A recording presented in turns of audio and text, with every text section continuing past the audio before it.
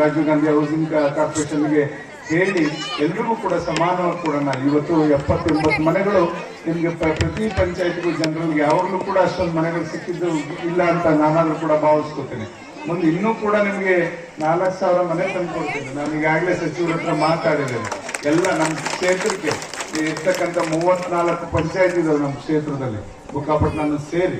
ಇಲ್ಲಿ 27, ಅಲ್ಲಿ 7 ಪಂಚಾಯತಿ. ಹೀಗಾಗಿ 34 ಪಂಚಾಯತಿ. ಮೊದಲು 35 ಇತ್ತು, ಹುಳಿಯಾರ್ ಪಟ್ಟಣ ಪಂಚಾಯತಿ ಆಗಿರೋದ್ರಿಂದ ಇವತ್ತು 34 ಪಂಚಾಯತಿಗೂ ಕೂಡ ನಾವು ಮನೆಯನ್ನ ಕೊಡಿಸ್ತಕ್ಕಂಥದ್ದನ್ನ ಖಂಡಿತ ಕೂಡ ಮಾಡ್ತೇವೆ. ಅದನ್ನ ನೀವು ಆಯ್ಕೆ ಮಾಡೋದು ಯಾವತ್ತಿದ್ರು ಕೂಡ ಅದು ಗ್ರಾಮ ಸಭೆನೆ ಅಂತಿಮ. ಅಲ್ಲಿ ವಾರ್ಡ್ ಸಭೆ, ಗ್ರಾಮ ಸಭೆ ಮಾಡಿ ಅರ್ಹ ಫಲಾನುಭವಿಗಳನ್ನ ಅದನ್ನ ದಯಮಾಡಿ ನೀವು ಅಚ್ಚುಕಟ್ಟಾಗಿ ನಿಭಾಯಿಸಂತದಾಗಬೇಕು. ಯಾರೋ 5,000 ಖರ್ಚು ಮಾಡಿ ಗ್ರಾಮ ಸಭೆಯಲ್ಲಿ ಕೂಗಾರಿಸಿದಂತ ಕೊಟ್ರೆ ಅದು ಉಪಯೋಗ ಆಗಲ್ಲ. ಅದನ್ನ ದಯಮಾಡಿ ಅರ್ಹ ಫಲಾನುಭವಿಗಳು ಯಾರು ಸೈಟ್ ಇದೆ, ಯಾರಿಗೆ ಮನೆ ಇಲ್ಲ ಅಂತವ್ರನ್ನ ದಯಮಾಡಿ ಗುರುತಿಸಿ ನೀವು ಕೊಟ್ರೆ ಖಂಡಿತ ನ್ಯಾಯ ಕೊಡಿಸ್ದಂಗೆ ಆಗ್ತದೆ. ನಮಗೂ ಕೂಡ ಎಲ್ಲೋ ಒಂದ್ ಕಡೆ ತೃಪ್ತಿ ಇರ್ತದೆ, ಬಡವರಿಗೆ ಮಾಡಿದ್ವಿ ಅಂತಕ್ಕಂಥದ್ದು. ಆ ನಿಟ್ಟಿನಲ್ಲಿ ನಿಮ್ಮ ಕಾರ್ಯವೈಖರಿ ಇರ್ಲಿ, ಅದಕ್ಕೆ ನಾವು ಯಾವತ್ತೂ ಕೂಡ ಅಡ್ಡಿ ಬರುವಂತವರಲ್ಲ ಅಂತಕ್ಕಂಥದ್ದನ್ನ ಈ ಸಂದರ್ಭದಲ್ಲಿ ಹೇಳ್ತಾ